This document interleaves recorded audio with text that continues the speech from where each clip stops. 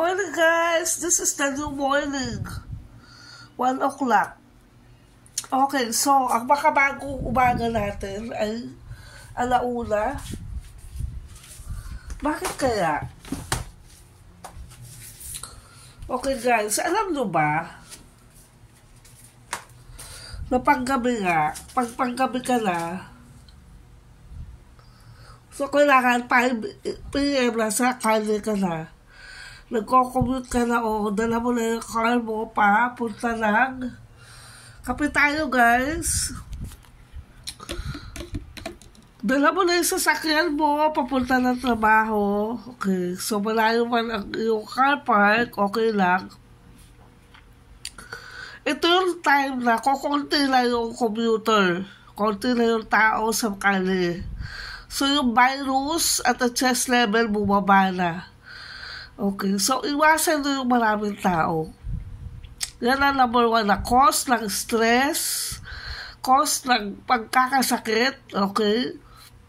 Cause ng complication sa buhay natin. Nung araw kasi, kukunti pa lang yung tao, you have to interact para sa mental health. Ngayon, iba na. You have to paminsan-minsan you have to isolate yourself. Huwag madalas, paminsan-minsan lang. Kailangan mo ng peace of mind, kailangan mo ng peace of environment, okay? Kasi napansin nyo ba? Okay, napansin nyo ba guys? Huwag na tayo mag-mention ng pangalan, okay? So yung iba na nakakuha ng maraming pera, tapos yung pala illegal, o kaya naman at dami mga pera, hindi ka naman makatulong, di ba? So, okay lang tayo na simple lang. Walang masyadong iniintindi na malalaking utang. Ang problemahin lang natin, pambayad sa bahay, pambayad sa kuryente, pambayad sa tubig, pag-aaral ng mga bata, okay, pag-attend ng mga event na kailangan nandun ka. Pero the rest, hindi na masyado. Okay na pa sino ba si Elon Musk saka si Mark Zuckerberg? Okay. Si Elon Musk binenta na yung malaking mansion na. Tapos kumuha siya ng isang maliit na parang apartment type. 50 square meter. Okay, iba-vlog ko yan one time. So bakit? Kasi kailangan natin ng peace of mind at saka selective isolation. Pag sinabi selective, paminsan-minsan. Okay, paminsan-minsan, aalis ka. Tsaka ang outlook kayo ng mga kabataan, no? Hindi sila basta nag-aasawa. Why? Bakit? Kasi, hindi sila basta nag-aasawa, guys. Kasi kailangan meron ka ng kaldero, kaserola, lamesa, kama. Okay, you have your own place bago ka mag-settle down. Yung mga artista, yung mga celebrity, nagagawa nila yun kasi they have enough earning to buy something for themselves na talagang investment. Pero tayo na karaniwan lang, middle class lang tayo, we have to strive. Para pag nakipaghiwalay ka, settle ka, may sarili kang gamit. Hindi yung para kang pusang pinalayas. Pupunta ka sa magulang mo, yung kawawa mong nanay at tatay, hindi alam gagawin sa'yo. Kasi nga, wala kang, pinundan mo lahat yung oras mo sa pag-ibig. Sabay gano'n. So guys, okay, ito lang ha, practical advice lang. Nasa iyo naman yan, kung ikaw masusunod. So ibig sabihin, mag-invest ka para sa sarili mo. Hindi lang yung mga training.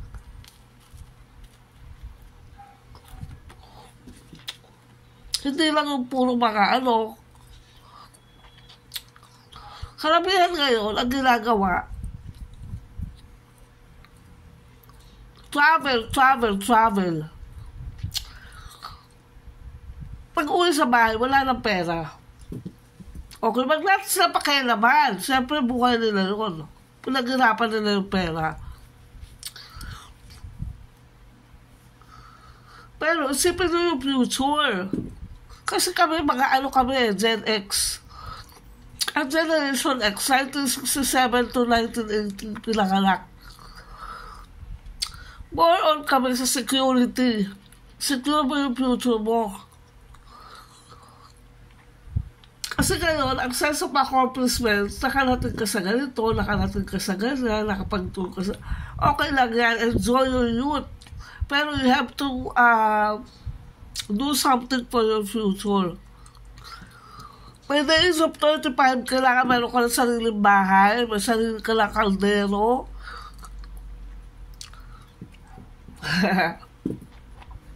Nabalitaan nyo ba guys, yung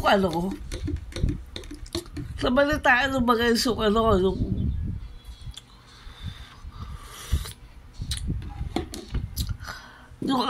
foreigner, nakipag-gawalan sa Pilipina. Hindi na kinuha yung mga kaldero na, kasi mamahalin yung mga kaldero na siguro, kaldero, pinggan, mga ganyan. Nakakatawa, no? So, oo nga naman, no? Mga kitchenware. Kasi meron mga tao talaga na magpapakasal para makuha yung gamit mo at kung ano yung meron ka. Wala naman siyang balak talaga na mag-settle paghabang buhay. Gusto nila maka-acquire ng gamit at saka properties. Totoo yan, ha? No hypocrisy. Kaya ikaw bilang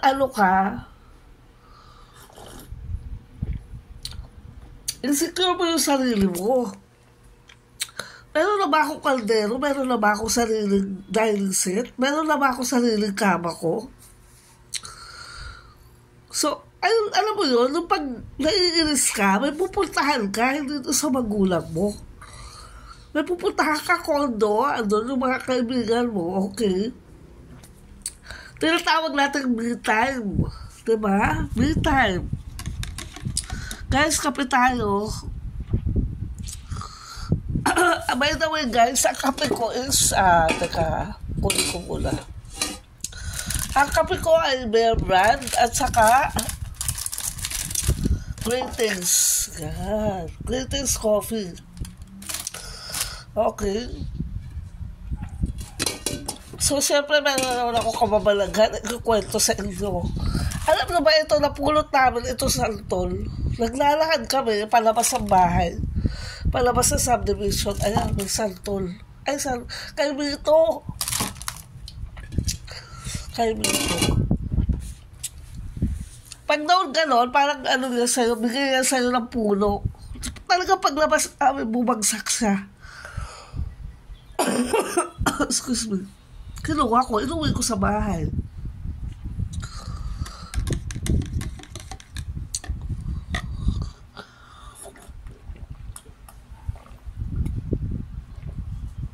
So yan guys, kain tayo. Ito ay pure food hotdog. So tayo natin araw-araw magkwentuhan tayo, ha? Hindi na ako nagpapakita ng mukha para mas nakafocus tayo doon sa idea. So yun nga, ang topic natin today is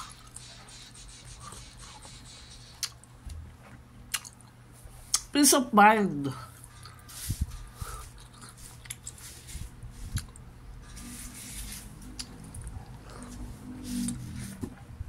The more na dumadami yung yaman natin, the more na nawawalan tayo ng peace of mind. Bakit ka mo? Kasi intindihin mo yung hasilda mo, intindihin mo yung mga tao mo, intindihin mo yung mga kasama mo. Ang dami mong intindihin. Pag simple lang ang buhay mo, konti lang iisipin mo, di ba?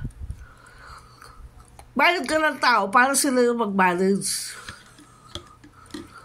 Ang problema,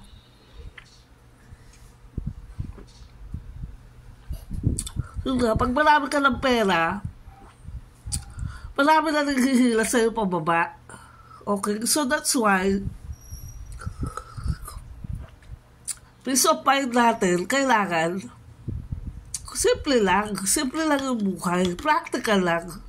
Yung kailangan lang natin, and then, kung hindi naman dapat pagkagastusan, huwag mo na gastusan.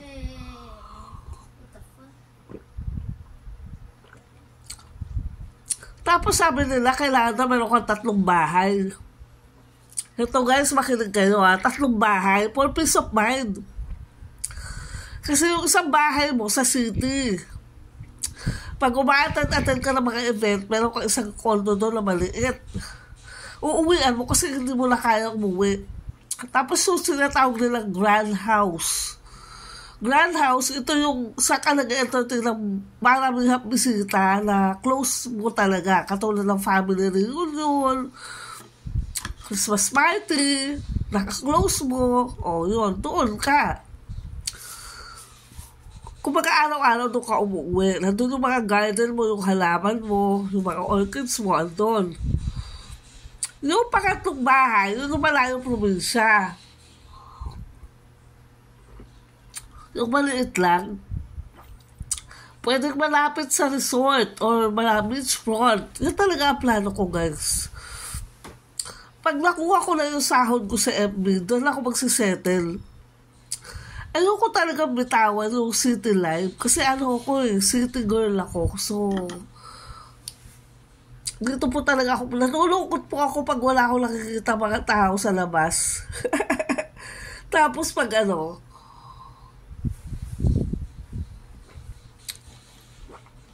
kasi ako ambivert. Pag ambivert ka, is, pa tawag nito? Pwede ka sa, pag ambivert ka, pwede ka sa maraming tao, pwede ka sa isolation. Okay, ibig sabihin ng personality mo malakas, pwede mag-adjust. Meron kasi tayong dalawa, di ba? Dalawang klase, introvert at saka extrovert. Yung introvert, ayaw na maraming tao, na-stress siya, na-drain yung energy na pag sobrang daming kinakausap.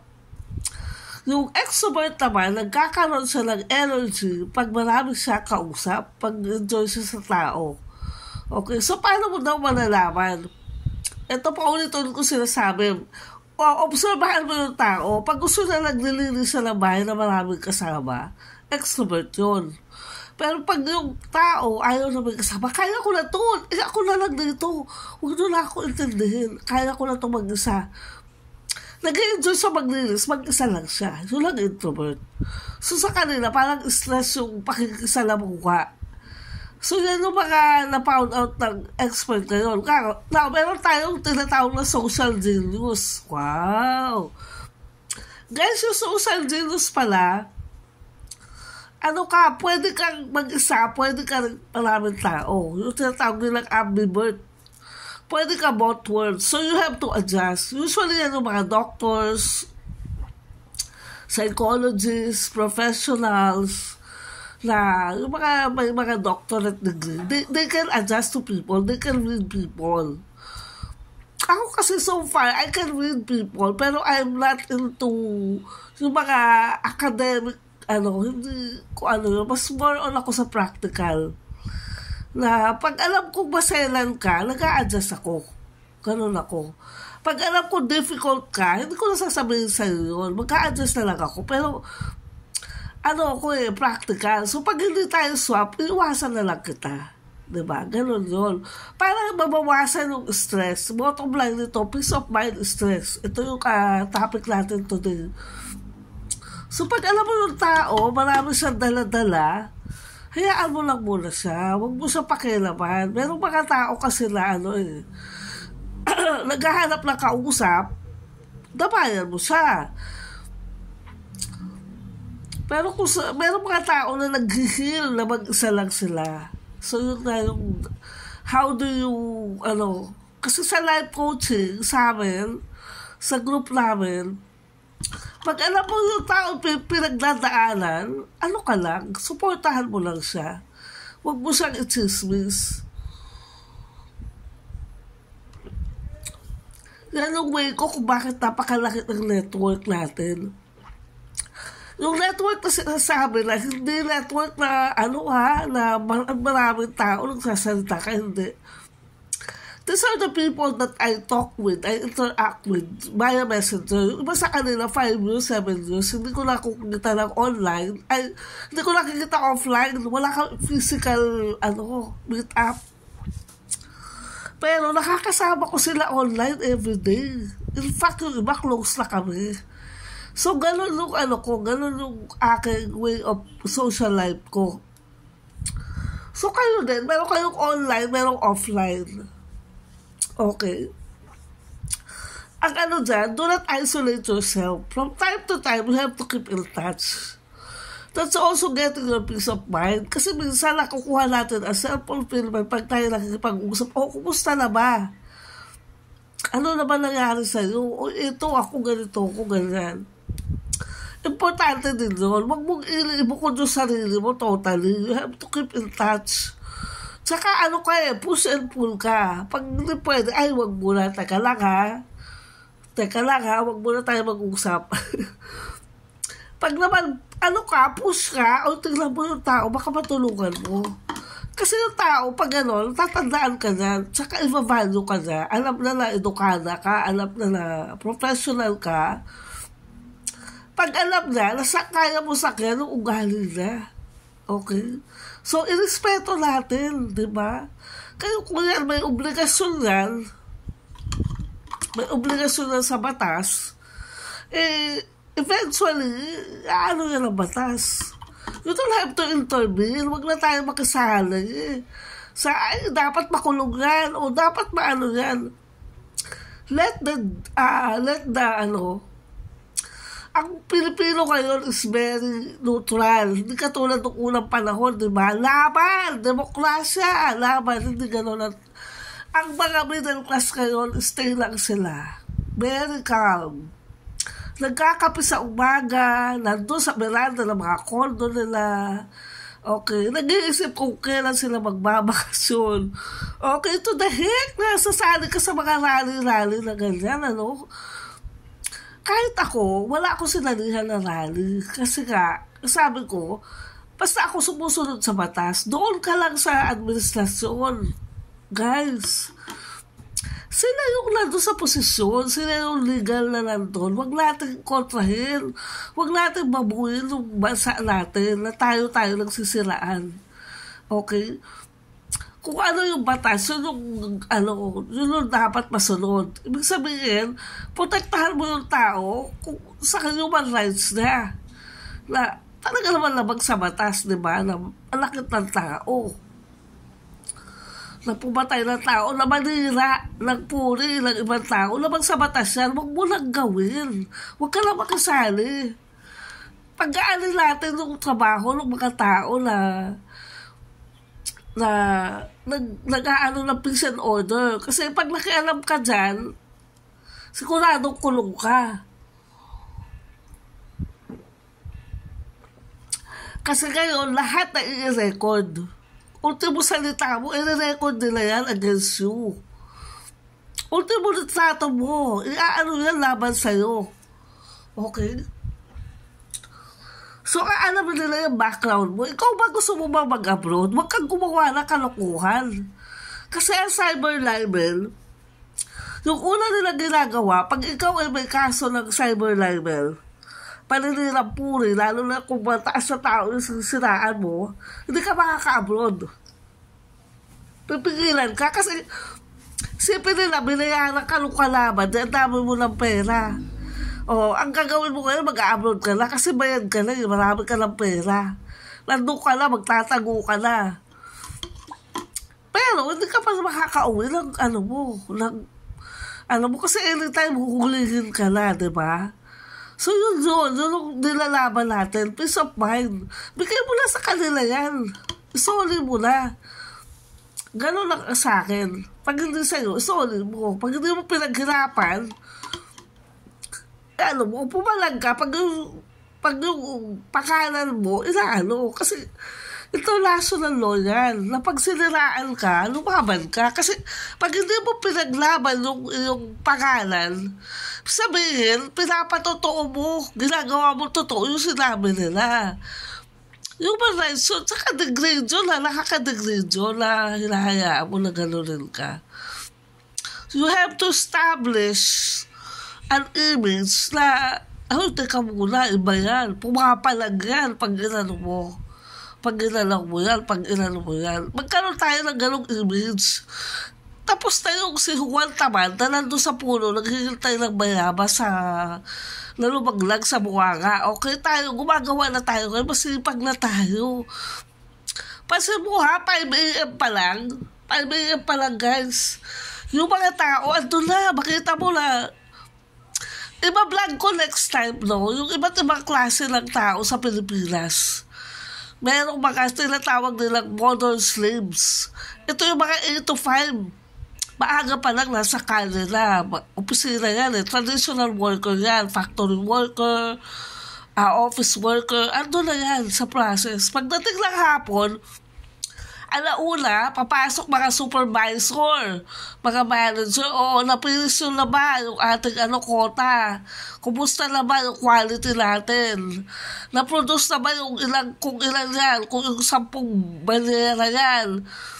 Ilang bote yung natapos ngayong araw na to? Yan yung mga supervisor sa alauna.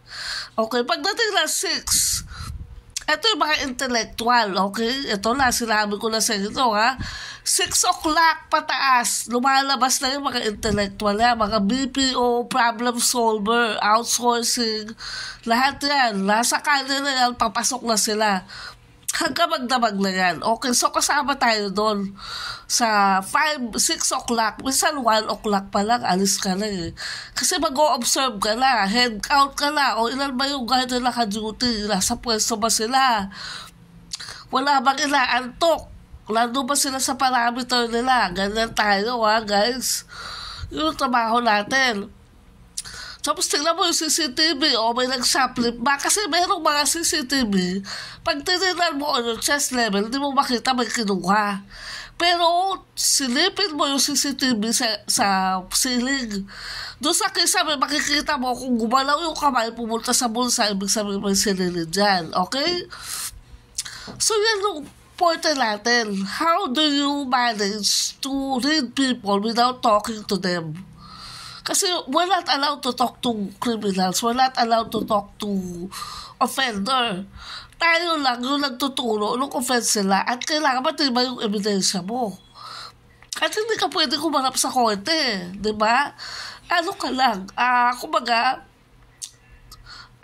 meron kang gumagawa ka ng conclusion na meron kang factual evidence. Usually, yung mga ginagawa ng mga agents, diba? Yung mga espionage. So, yan yun.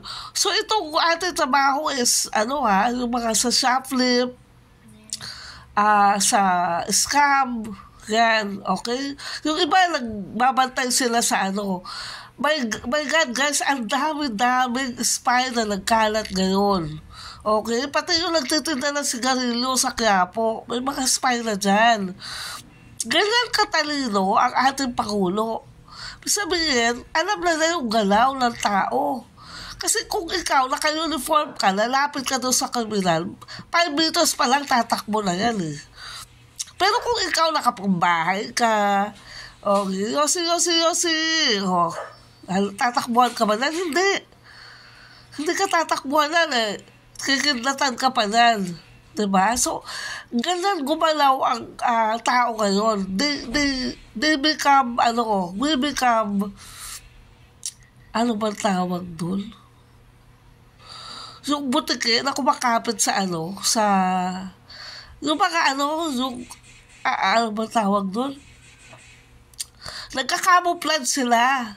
Okay, they go with people. That's why you need to secure yourself. You need to secure your name.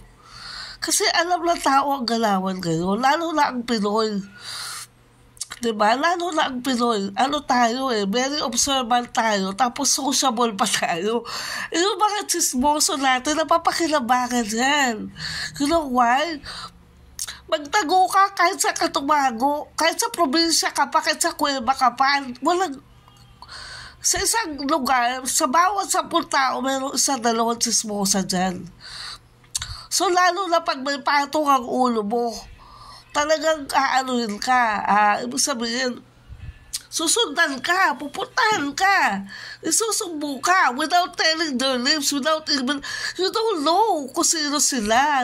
Hindi mo alam, baka yan yung binatilo doon sa kanto. Sinumbo ka na pala, di ba? So, ganun gumalaw ang gobyerno, ang ating peace and order. Merong mga non-uniform personnel na umiikot. So, be careful, guys. Huwag na kayong gumawa ng malaking krimen. Sabihin, yung mga scam-scam na yan, na ang laki-laki nga ng bahay mo, mansyon nga, super dami ng kotse mo, pero ikaw pala, meron ka palang bodega. O kaya meron ka palang lutuan. Diyos ko, huwag kayong dyan, huwag kayong sumama dyan. Sabi nga nila, kung gusto mo pahamak, sumama ka kay Satanas. Huwag ka sasama doon sa mga tao na alam mong may illegal. Kasi eventually, talaga makaano ka. Kung baga sa matutokhang ka. Ibang klase ang tokha ngayon, hindi lang sa drugs. Pag nasabit yung pangalan mo, kasama ka na rin. Pati ikaw matatag ka. And matatag yung pangalan mo. And pag natag yung pangalan mo, pati yung di ba ko sa Manila ka lang may krimen, hindi. Buong mundo makikilala ka kasi may social media, guys. Okay? So, para sa ating peace and order,